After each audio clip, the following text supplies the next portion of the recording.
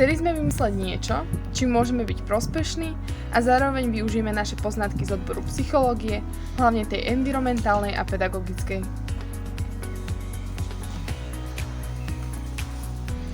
V rámci Dňa Zeme sme zavítali do malej inkluzívnej materskej školy a hravou formou sme deťom priblížili témy životného prostredia. Zorganizovali sme interaktívnu prednášku o živote včiel v úli, zasadili s nimi kvety, pozorovali mikroskopom lesné a lúčne rastliny a na záver sme si vytvorili prírodné čelenky.